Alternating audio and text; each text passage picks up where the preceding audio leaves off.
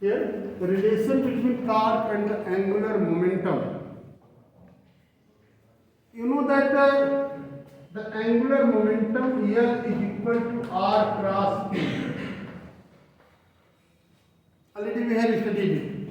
L is equal to R cross P. Differentiating with respect to time. Differentiating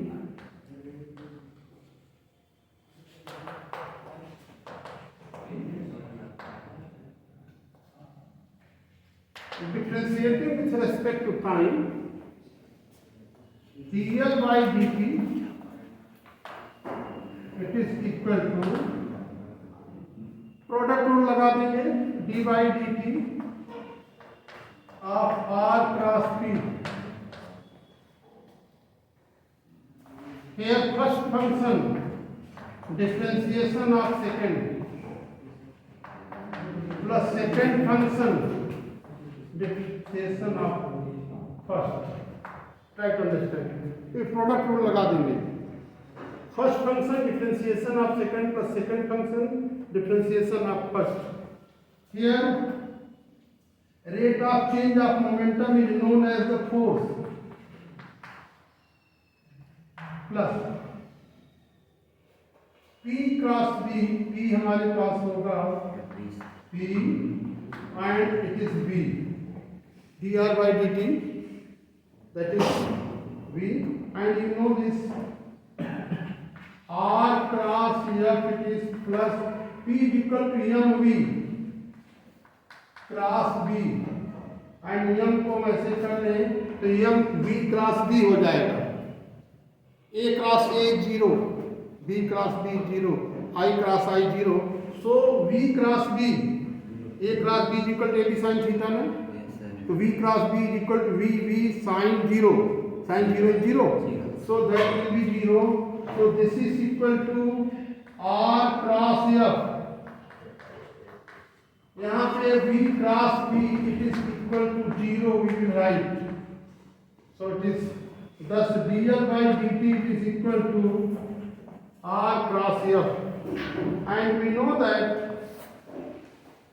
since R cross F, it is equal to torque. Therefore, torque and the relation between, therefore dl by dt, it is equal to tau. This is the relation between the angular momentum and the torque.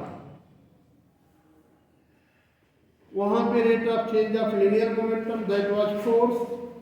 Here rate of change of angular momentum is equal to torque. This is the relation between the torque and the angular momentum. Is it clear to all? Yes. This is the relation between the torque and angular momentum. मतलब rotational motion और linear translational motion में clear cut relation है. वहाँ rate of change of momentum that was force, यहाँ force की जगह torque use करते हैं तो rate of change of angular momentum that is equal to torque. मतलब हम टॉर्क को फोर्स नहीं कर सकते, ध्यान रखना, क्योंकि टॉर्क और force turning effect of force, turning effect of force, turning effect produce करता है टॉर्क, और तभी वह torque turning effect of force. और हर चीज जो घूमती है, लिनियर मोशन में हम लोग पढ़ते थे इनर्शिया, यहाँ पे घूमती है इसलिए मोमेंट ऑफ इनर्शिया. हिंदी में उसको इनर्शिया को जड़त्व कहते हैं. जड़ता, जड़ और चेतन दो चीज होती है ना समाज में. हम लोग चेतन, इसके अंदर चेतना है, अपने से उठ जाना है, बैठ जाना है. अब ये जड़, जड़ता है, इसको जड़त्व कहते हैं. अपने से उठ बैठ सकता है, जैसे वैसे पड़ा रहे, घूमता है, जैसा हम घुमाएं वैसा चलते हैं. तो ये जो है तो उसको हिंदी में जड़त्व कहते हैं, और मोमेंट ऑफ इनर्शिया को जड़त्व आघूर्ण कहते हैं. घूर्ण माने घूमना, जड़त्व आघूर्ण.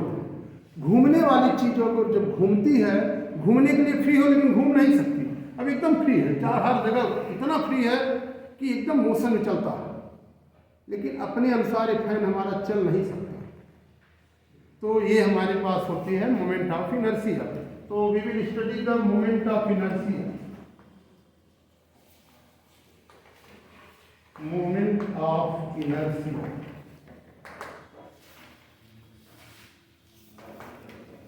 already we have discussed that the inertia is the inability of the body due to which body cannot change its state of rest or uniform motion। ये हम इनर्शिया जानते हैं। और इनर्शिया में इनर्शिया ऑफ रेस्ट, रेस्ट पे है तो rest में रहेगी। इनर्शिया ऑफ मोशन, मोशन में है तो मोशन में रहेगी। इनर्शिया ऑफ डायरेक्शन, जिस डायरेक्शन में रहेगी उसी डायरेक्शन में बनी रहेगी जब तक एक्स्ट्रा फोर्स लगा के उसे चेंज न किया जाए। It can not change it's state of rest. In the same way here moment of inertia, इसको हिंदी में जड़त्व आघूर्ण, मतलब ऐसी जड़ वस्तु जो घूमने के लिए फ्री हो लेकिन घूम नहीं सकती। It can not rotate itself, अपने आप नहीं चल सकता, या अगर चल रहा है घूम रहा है तो अपने अनुसार रुक नहीं सकता। ये जो इनएबिलिटी है बॉडी की, that is the moment of inertia और रोटेशनल इनर्शिया। इसको हम रोटेशनल इनर्शिया भी कहते हैं। Rotational inertia,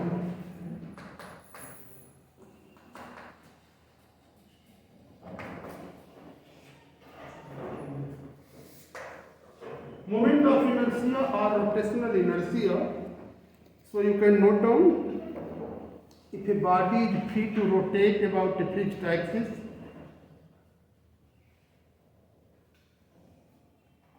if a body is free to rotate about a fixed axis,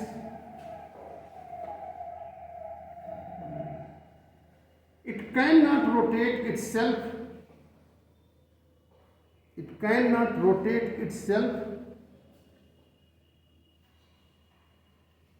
or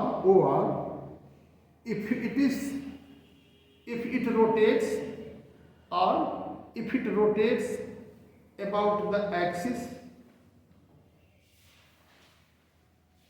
it cannot stop its rotation,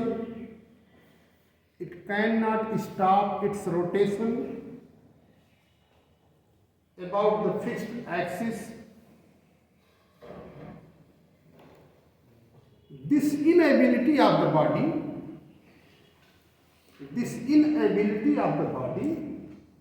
is known as the rotational inertia or moment of inertia. This inability of the body is known as the rotational inertia or the moment of inertia. इसे rotational inertia और moment of inertia, मतलब घूमते समय जो इसका जो inertial nature है, जड़ता का नेचर है। जड़ता मतलब चेतना न हो, जड़ता, जड़ अपने आप कुछ नहीं कर सकता। जड़ और चेतन में यही अंतर है। जड़ चीज कुछ अपने आप कुछ नहीं कर सकता। चेतना में हर व्यक्ति कुछ कर लेता, अपना चिंतन होता है। हर चीज की अपनी एक सोच होती है। जानवर भी हैं, उनकी भी अपनी सोच होती है।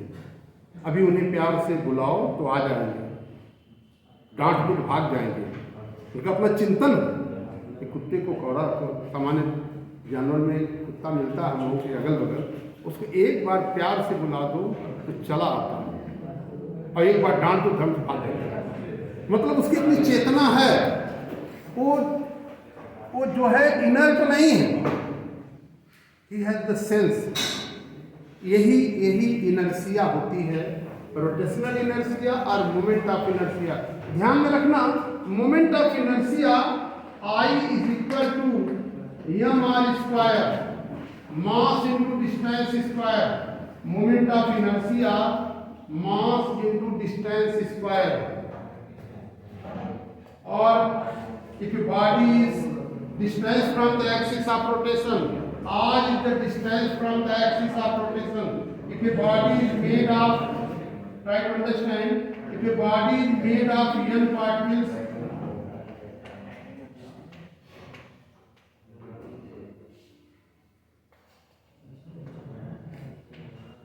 if a body is made of n particles having the masses m1, m2, mn and distances from the axis of rotation r1, r2, rn, then the moment of inertia of the body m1 r1 square, m2 r2 square plus mn rn square.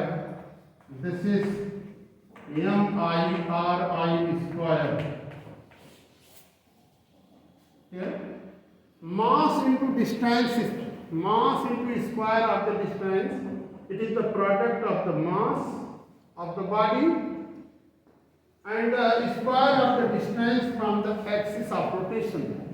ये moment of inertia होती है। इसका मतलब ये हो गया कि जितना ज़्यादा डिस्टेंस होगा, ये दो चीज़ पर डिपेंड करता है। इसका एक्सिस मास से कितना दूर है। अगर एक्सिस मास से जितना दूर होगा उतना ज़्यादा इसमें इनर्शिया होगी। इसीलिए बच्चे क्या करते हैं, एक स्टोन बांध देते हैं ना, वैसे से घुमाते बहुत दूर तक जाता है, छत से फेंकते हैं, कई छत पार कर जाता है।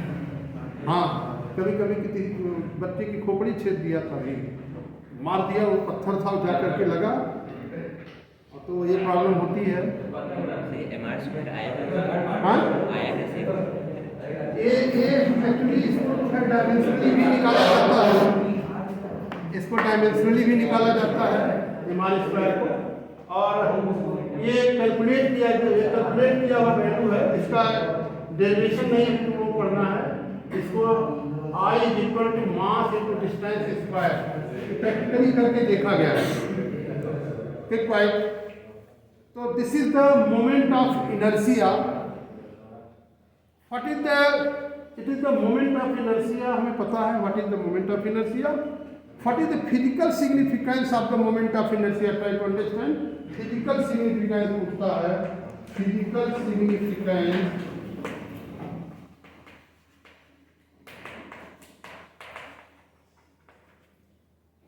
Of moment of inertia. तो लिखोगे moment of inertia plays same role in rotational motion. Moment of inertia plays same role in rotational motion as mass in linear motion. Moment of inertia plays same role in rotational motion as mass in linear motion. इसका यही physical importance यही है कि moment of inertia plays same role in rotational motion as mass in linear motion. Mass in linear motion में कहने का मतलब ये हो गया कि वहाँ पर हम F is equal to M में लिखते हैं ना, लिनियर में F is equal to M में। यहाँ F के प्लेस पे टाउ होता है, M के प्लेस पे आई और A के प्लेस पे अल्फा लिखते हैं। जहाँ पर वहाँ पे जो वहाँ मास होता था, यहाँ पे आई होगा, ध्यान में रखना। वहाँ पे एंगुलर मोमेंटम, वहाँ पे linear momentum P is equal to M भी होता है। यहाँ पे L is equal to M के प्लेस पे आई और घूमते समय एंगुलर वेलोसिटी होती है। तो यही चीज़ यहाँ पे है कि मोमेंट ऑफ इनर्शिया का जो रोल लीनियर, मतलब यहाँ पे रोटेशनल मोशन में है, मास का जो रोल लीनियर मोशन में है, इस मोमेंट ऑफ इनर्शिया का वही रोल रोटेशनल मोशन में है। A physical significance of moment of inertia. What is the practical application? तो all the masses to increase the moment of inertia, masses are concentrated at the periphery. इसका inertia बढ़ाने का क्या तरीका है? Practical application क्या होता है?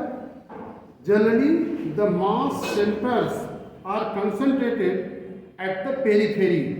In bicycles we see the mass are centered at the periphery to increase the inertia, rotational inertia को बढ़ाने के लिए हम पैडल मारना बंद भी कर दें तभी हमारी साइकिल कुछ दूर तक चलती है, क्योंकि उसकी इनर्सिया हम बढ़ा देते हैं।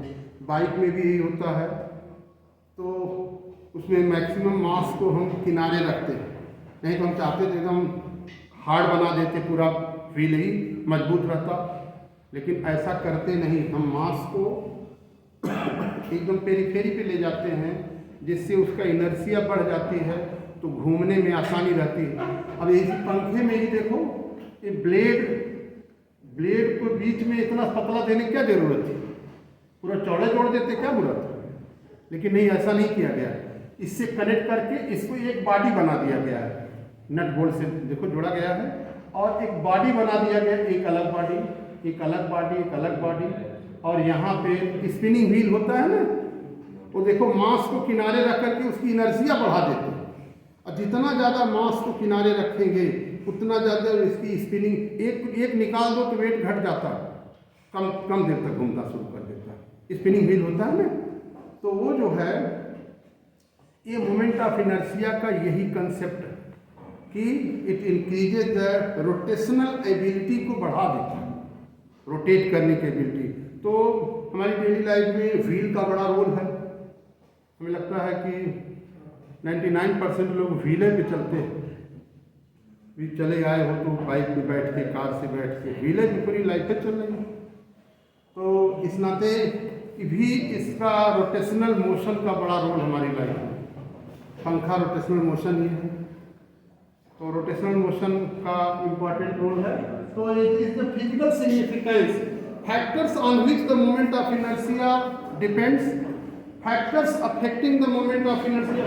इसका फिजिकल सिग्निफिकेंस समझ में आ गया, इसका प्रैक्टिकल एप्लीकेशन समझ में आ गया कि generally whole masses are concentrated at the periphery to increase the rotational inertia. And here हमने बताया था जनरेटर में मैक्सिमम मास को हम उसके पेरिफेरी पे रखते हैं, जिससे एक बार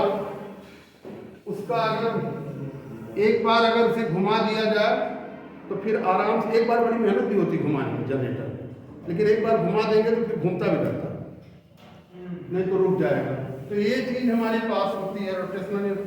तो ये है factors affecting the moment of inertia, factors affecting the moment of inertia, factors affecting the moment of inertia. Moment of inertia को कौन फैक्टर अफेक्ट करते हैं? Mass of the body, body का mass. Second, the distribution of mass, mass किस तरह से distribution of mass.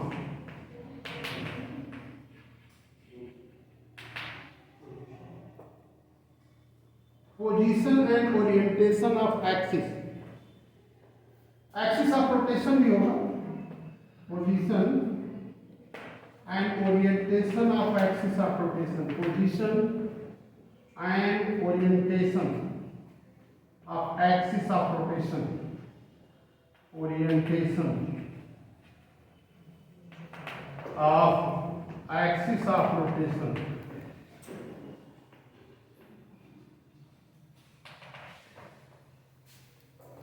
Position and orientation of axis of rotation, shape and size of the body, ये भी ध्यान रखना, shape and size of the body, shape and size of the body।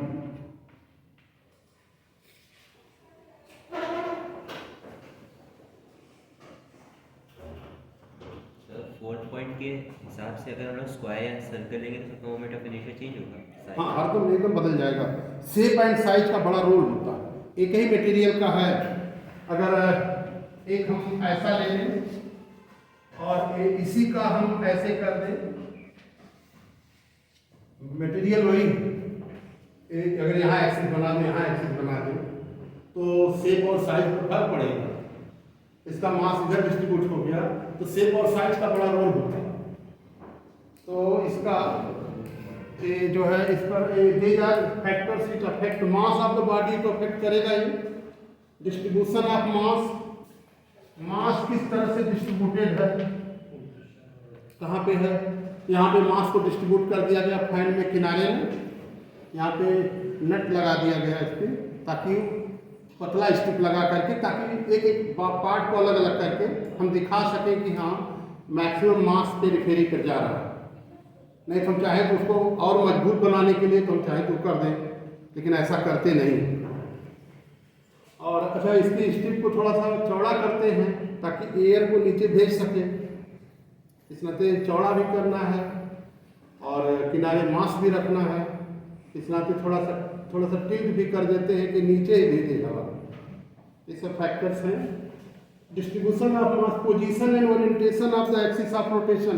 Axis of rotation हमारा किधर से है, हम किसी एंगल पे भी कर सकते हैं, ऐसे घुमाने के लिए ऐसे भी कर सकते हैं, परपेंडिकुलर भी कर सकते हैं।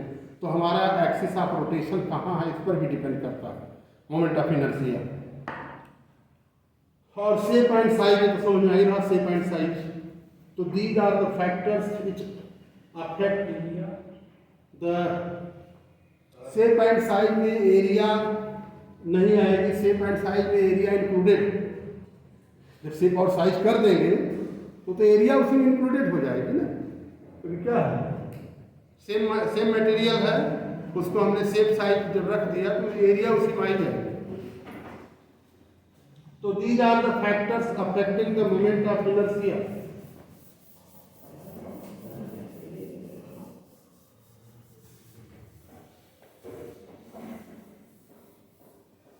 हम अब तक लीनियर काइनेटिक एनर्जी पढ़े थे।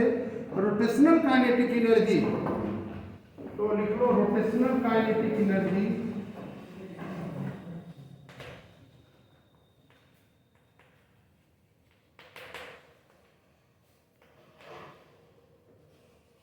रोटेशनल काइनेटिक एनर्जी की बात हम करते हैं। Rotational kinetic energy,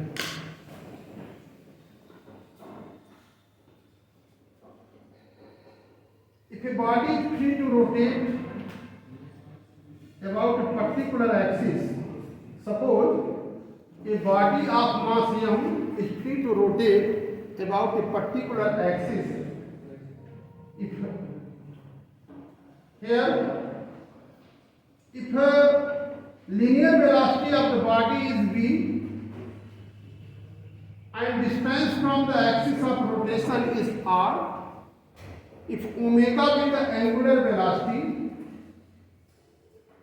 write down, if a body is free to rotate about a particular axis, if the linear velocity is v, distance from the axis of rotation of the body is r, if angular velocity it is omega, then the kinetic energy is equal to the rotational kinetic energy. Rotational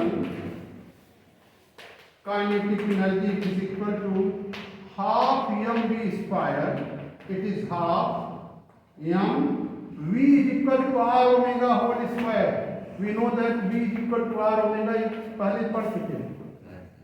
तो हमारे पास हो जाएगा half m r square omega square, और इसको rotational kinetic energy हमारे पास हो जाएगा half M R square को आई कहते हैं, आई omega.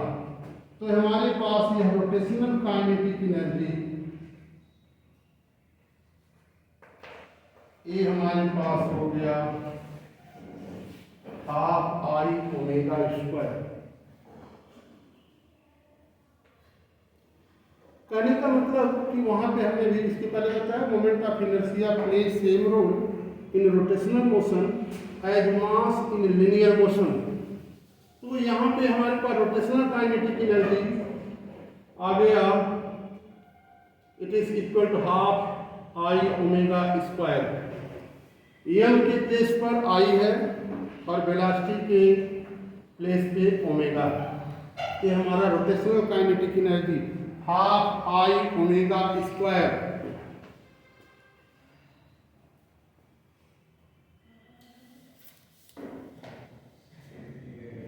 Relation between torque and the moment of inertia, ये भी देख लो थोड़ा सा, relation between the torque and the moment of inertia.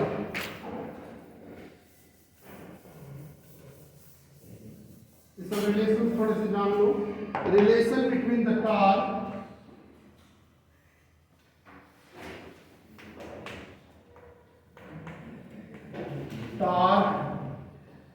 and angular momentum here, relation between the torque and angular momentum, अच्छा ये हो गया ना, torque and the moment of inertia है हमारी, torque and the moment of inertia I, is it clear?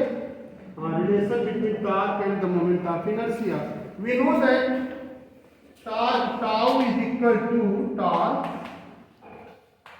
tau is equal to R into F, and we know that F is equal to ma, R into F हमको बता दिया पहले, तो R into F और R into F is equal to ma, A is equal to R alpha, ध्यान में रखना, A is equal to R alpha, so R ma, A को प्लेस में लिखेंगे R alpha, so m r square alpha, so this torque m r square is known as the I, this is alpha, so this is the relation between the torque and the moment of inertia, try to understand, this is the relation, वहाँ पे f is equal to m में था, यहाँ पे tau is equal to I into alpha, alpha is known as the angular acceleration,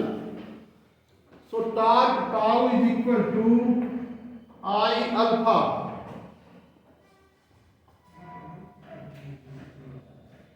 ये हमारे पास आ जाता है torque tau is equal to I alpha, relation between the angular momentum and the moment of inertia, relation between angular momentum लिख सकते हैं, relation between angular momentum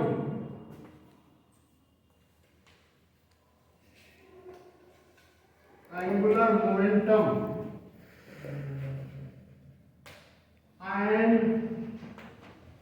moment of inertia, relation between angular momentum and the moment of inertia, we know that the angular momentum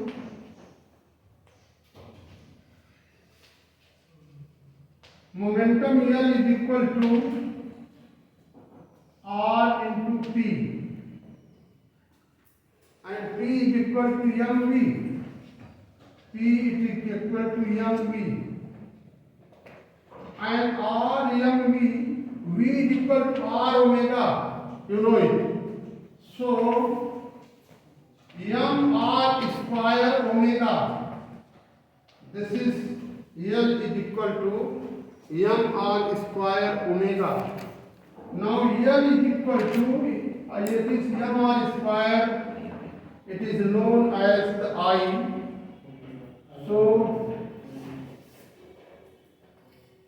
it is equal to, this is the relation between the angular momentum and the moment of inertia, L is equal to I omega, फिर वहीं पर है जैसे वहाँ पे F is equal to, वहाँ L is, वहाँ पे P था ना, P is equal to mv, linear में होता mv मास, और वहाँ मास के प्लेस पर यहाँ पे I ओमेगा,